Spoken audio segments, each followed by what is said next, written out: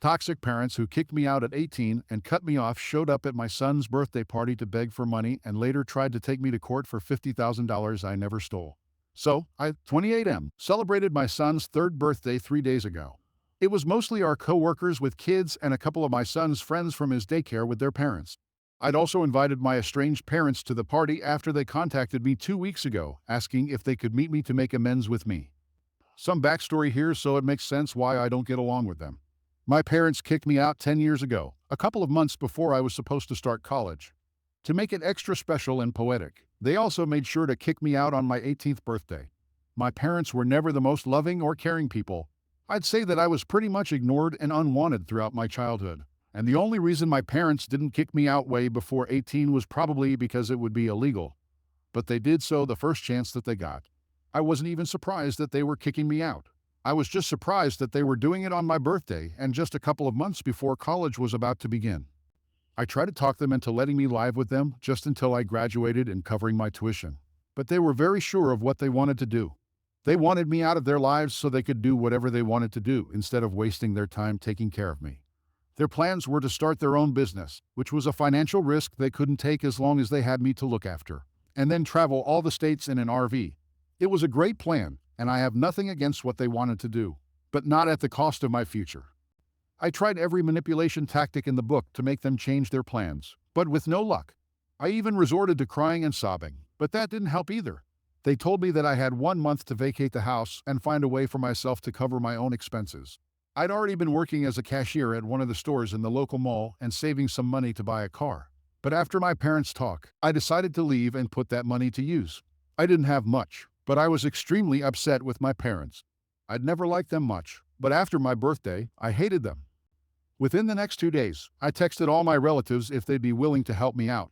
Most of them turned their backs on me, which was unsurprising and was a huge part of the reason I'd never spoken anything against my parents before because I've never had anyone to count on. My friends were nice, but they had their own lives and wouldn't want me sticking around to live with them either. But I'm lucky that one of my distant relatives, one of my mother's cousins, Uncle Kevin, responded to my email and told me that I could come live with him. But I'd need to make myself useful for as long as I would stay. I just needed somewhere to go and live before I packed my bags and left to travel to Utah so I could live with Uncle Kevin. I didn't tell my parents anything, and neither did they ask. I didn't even tell them goodbye one last time before I left, and I don't suppose they cared much about it. Uncle Kevin was a nice guy, and he did make me help him out with a lot of things around the house, but it was nothing impossible. He also ran his own diner, which was pretty popular among the locals, and he told me that I could work there as the cashier for the time being, and if I was diligent and sincere, he'd pay for my tuition. He was a little eccentric, but he was rolling in money from his grandparents' inheritance, and since he had no family of his own, he could afford to spend his money on things like these. And that's how I paid for college, by showing my uncle just how serious I was at the diner by working well and honestly. After I graduated and moved out, I offered to start paying him back, but he told me not to bother and said that he'd collect his dues when I was a bigger success story. He was weird but sweet. Unfortunately, he never came to collect his dues since just a few years after I left. He passed away from a stroke. It was sudden, and by the time his housekeeper got him to the hospital, it was too late already. I'm thankful for whatever he did for me, and I'll always be grateful that he was able to at least be present at my wedding and take the place of my parents.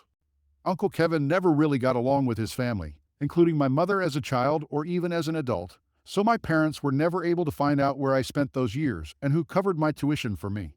Or maybe they'd found out, but they just didn't bother to contact me. Either way, I never heard from my parents even once after I left their house until a few weeks ago. They told me that they'd found me on social media through a cousin who'd helped them trace me down since they'd heard from people that I was now married and even had a 3-year-old son of my own. They apologized in their message for all that they'd done all those years ago and told me that now they'd love to come to see me and make things right with me, mostly because they wanted to meet my wife and son. I thought it was really half-hearted and almost didn't reply to them. But they sent another one within a day of that message, saying that they really wanted to meet their grandson while they were still around. And it was evident that they were trying to emotionally manipulate me. Nevertheless, I agreed and told them to come over on the day of my son's birthday. I didn't have anything in mind particularly, but after talking to my wife and discussing the messages with her, she told me she didn't mind having them over as long as I was okay with it. She knows all the history with them, and we've been married for 5 years now. It's been 10 years since my parents kicked me out, So she told me that if I believed it was water under the bridge, then I could invite them. Her own parents had passed away when she was really little, and she'd been raised by her grandparents, both of whom had passed away in the last couple of years. So I could tell that she really wanted some family to be present at the party. I didn't care about reconciliation, but I felt like my wife actually did want them and wasn't saying it because she didn't want to strong arm into anything. So I did invite my parents for my wife's sake, and on the day of the party, they arrived an hour early before all the other guests so we could get someone on one time with each other. It was all very awkward and uncomfortable, but we tried to make small talk. After I'd introduced them to my wife and son, they were polite and respectful for the most part. But then at one point, my wife went into the kitchen to make my dad some tea. And that's when my mother told me that she was here to discuss something else as well, and she didn't want to say it in front of my wife. So they'd asked her for tea. Now that it was just the three of us, my parents apologized to me again and said that they'd come to their senses now that they'd done whatever they'd wanted to and felt like they had really treated me badly during my childhood. I thought that it was pretty nice of them to apologize and that they'd finally started acting like human beings to me. But before I could accept their apology in person, they went on to tell me that they now needed money, and that was a major reason that they were here right now. Apparently, they'd blown through a lot of their savings while traveling, and now they were falling short while trying to pay for all their bills on time and wanted my help to live. They knew that my wife and I were relatively well off. She was a real estate agent, and I worked in a bank, so we were comfortable and could afford to help them. I was very irritated by that because it just cheapened everything that they'd said to me. Because now I felt like it was all just a ploy to get me to help them out financially. They'd even used their grandson and their tactics to try and make me soften up towards them. And while it hadn't been very effective on me, my wife had fallen for it. I didn't blame her because she didn't know just how awful my parents were and really missed her family, which is why she was so keen for us to fix our relationship. But I regretted ever having them over. I didn't say anything to them then because just afterward, my wife walked in with a tea for my dad and coffee for the rest of us, and she seemed very happy. So I just stayed quiet, and my mother told me to think about it. My wife did ask me what we'd been talking about, but I told her that we'd talk about it later because I didn't want to get into an argument with my parents around the same time as when the guests were supposed to start arriving. My wife talked to my parents some more for the next couple of minutes, and it was an easy flowing conversation for her since she seemed to like them. But I sat there quietly because I just wanted them to leave before I lost it at them. Luckily, the first guests arrived just in the nick of time, and I jumped at the opportunity to distract myself from this. Once the guests were there, I busied myself with my son and the party arrangements. And then it was time for my son to cut the cake, which went well. Everyone had fun. Right after that, I was about to go into the kitchen with my wife. But my parents stopped me and asked me once more if I'd come to a decision yet. So I snapped and I told them that they could wait in the living room with all the other guests, and I'd let them know shortly after everyone had received their slice. I took my spot in the middle of the living room and started off with a speech that I'd been preparing in my head after my parents stopped me outside the kitchen. I introduced my parents to all the other guests since nobody had met them before, and they looked pleased that I was treating them well. But the smiles dropped from their faces as soon as I went on to the next part of my speech where I started narrating the story about my childhood and how they'd kicked me out, after which I had to be taken in by my uncle. I wrapped it all up in light-hearted jokes, and everyone was laughing a little. But my parents looked humiliated, and my wife had a poker face throughout. I mentioned how my parents and I hadn't spoken for 10 years after they'd kicked me out, and finally, recently, they contacted me to meet their grandson. And I'd almost ignored and blocked them. But then I changed my mind because I was just grateful that unlike other nightmarish parents, at least mine wasn't after my money. I was able to pass it off as a joke. And then I sat back down with the guests while my parents chuckled along uncomfortably since I'd managed to make the whole speech sound like a stand-up bit, so it didn't ruin the birthday vibes. After some time, the guests started leaving, and my parents were the first ones to go. They left in a rush, and when I saw them to the door, they shot me the nastiest looks they could, but didn't say anything, which I was thankful for because the last thing I wanted was to argue with them right outside the house. Once all the guests were gone, and we put our son to bed, I finally had the chance to talk to my wife and explain everything to her. But before I could say anything, she lashed out at me and told me that my speech was unnecessary and stupid. I needed to apologize to all the guests and make sure they weren't uncomfortable, and also to my parents for humiliating them for no reason. I stopped her there and told her what my parents had been here for, but she said that she didn't care and said that I'd apparently ruined our son's birthday and made it all about me with that speech. I thought that was unfair because our son was just 3 years old, and it wasn't like he was even going to remember any of this in a few years or even in a few weeks. As for the guests, they just found it funny because of the way I told the story. Keeping in mind that this was my son's birthday and not the appropriate occasion for any of what I'd done. But I just had to let my parents know how disappointing they were as human beings. My wife wasn't on board with any of it and told me that I needed to apologize to everyone present for my bad behavior. I was already very stressed out that day because of my parents and the way my wife was freaking out over something that hadn't even bothered anyone else. But it didn't sit right with me. I felt like she was totally invalidating my feelings about this situation, even after she'd heard what my parents had come here for. So I snapped at her too and told her that I'd invited my parents because she wanted me to. So if anything, she should be the one who should be a little understanding right now. But she was just thinking about how she felt, and I called her self-involved. She started crying after I snapped, and I felt really bad about it, and I still do. I tried to comfort her immediately, but she shook me off and told me that I was the one being self-involved and hypocritical, and until I apologized to everyone who had attended the party, she wouldn't speak to me. She even moved all her bedtime stuff to the guest bedroom and has been sleeping there ever since. We haven't spoken since that night because I haven't apologized to any of the guests yet. I don't think what I did was out of line or anything, and I feel like my wife's overreacting to what happened at the party. I haven't heard back from my parents yet, and nobody from the party has said anything about my speech either. I feel like she's built it up all in her head and thinks that people are going to judge us for that. But that's really not the case here, and I can't even communicate that to her because she just refuses to even speak to me. I also feel like she's not trying to understand where I'm coming from because I ignored my parents for the sake of my wife and to maintain the peace before the party once already. But I just couldn't take it a second time because they were putting too much pressure on me. And the thing that I'd said about my wife wanting my parents at the party more than I did was probably true. She didn't deny it when I brought it up during our argument on the night of the party.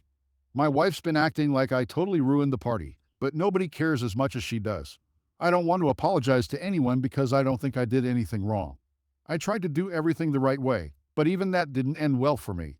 Somehow my parents kicked me out at 18 and abandoned me for 10 years. So I think it was completely fair for me to humiliate them at a party after they tried to screw me over once more by asking me for financial help over and over again. Update 1. So I talked to my wife about this today. The comments section on my original post was pretty divided on what I should have done. So I decided to just say screw it and talk to my wife because that's how the marriage will work. Anyway, it's been 6 days since the party and 6 days of not talking to each other and sleeping in different rooms. We try to keep it low-key for the sake of our son, but he's not old enough to notice these things yet. So there was even less of an excuse for us to talk to each other. But today, before we left for work, I stopped her and told her that we absolutely needed to talk. She didn't ignore me, luckily, and our son was having breakfast in the other room, so we could talk peacefully. I told her that I was sorry for calling her self-involved, but apart from that, I didn't see any reason for me to be sorry. I didn't ruin the party for anyone like she believed, and nobody even cares about the speech because nobody's brought it up with me yet, not even my parents. I told her as gently and respectfully as I could that I believed she'd overreacted a bit, and then waited for her to respond. She agreed that she had indeed overreacted and said that for the past few days, once her anger over what I'd done had cooled off a bit, she'd realized that she'd acted very selfishly and hadn't been thinking about my feelings at all. She also conceded that she'd sort of made me invite my parents to reconcile, even though she hadn't verbally said it while we'd been discussing the idea. She'd been very non-verbally trying to influence me because she was the one who actually wanted a happy family for us. So I wasn't wrong about that after all, and she apologized to me for it as well. Her reasons were pretty valid if I think about it emotionally because all she'd really wanted was for us to have a complete family that she'd never really had as a kid. She'd hoped that as a married woman, she'd get some part of it. But here too, her in-laws were estranged, so there was no chance that her son could get the same love and affection from his grandparents that she'd been lucky to have. She didn't get the love from her parents that she deserved when she was young because they passed away so early. And now her son would be loved by his parents, but he'd never have any grandparents there for him. Of course, that meant a lot to her because she'd been raised by her grandparents after her parents passed away. So it was kind of a big deal for her. It was all these issues with her and her need to have a complete family that made her spaz out the other day, and she acknowledged it. I also apologized for not discussing these things with her and for the lack of communication that had actually led to all of this. So to sum it up, we talked things through, and afterwards, we came to the conclusion that we were going to have to deal with this in therapy. We already go to individual therapy, but now we're going to consider couples counseling as well for a few other unrelated reasons as well. Thank you for all the comments, you guys. Update 2. I posted an update here yesterday, and I really didn't expect to be back so soon. But I am thanks to my parents. They sent me a lawsuit claiming that I'd stolen $50,000 from them before I'd run away 10 years ago. And now that they'd finally managed to track me down, they wanted that money back. Obviously, none of that is true, and I feel sorry for the idiot who's agreed to get involved in this as an attorney. Must be some guy who's really in need. When they first came by, they'll know that I just behaved myself back then because it was my son's birthday. Right now, I have no reason to think about the consequences, so I'm posting all about this online. And I'm going to make sure that everyone knows about not just what they're trying right now, but also what they've done to me back in the past. Update 3. So, I posted everything. Every single detail that I'd shared here is now up on my Facebook profile. It's been 20 minutes, and I haven't received any texts or calls as such. But I'm waiting because I know people are going to be mad and pissed, especially since I mentioned how nobody in my family had taken me in. But now that I'm in a somewhat decent position, everyone acts friendly with me. I've never invited anyone to any events, just to be clear, but my relatives who'd shut me out back then have all turned over a new leaf in the last few years and tried to be on good terms with me, which is all fake, obviously. Just now, they have their own kinds to think of. And it doesn't hurt to have a well-connected relative who works in a bank and is in a position to get them jobs. So, I know stuff is going to go down. Now I'm just waiting for them. Update 4. Hey all, I'm back after almost 3 days. So, my parents went completely ballistic after I made that post and called me up frantically several times after the post to try and get me to take it down. But I didn't listen until they texted me and promised me that they'd withdraw their case. I just needed that in writing somehow, and I have that now. After that, they blocked me. The real nastiness was because of my relatives whom I'd mentioned by name in my post. And they were so triggered by it that they commented really nasty things about me, my wife, and even my son under the post, which just proves my point about them being terrible, selfish, and idiotic folks. Their kids were the ones with the decency to apologize for their parents' actions, which was really backward for me. But at least some people had class and brains.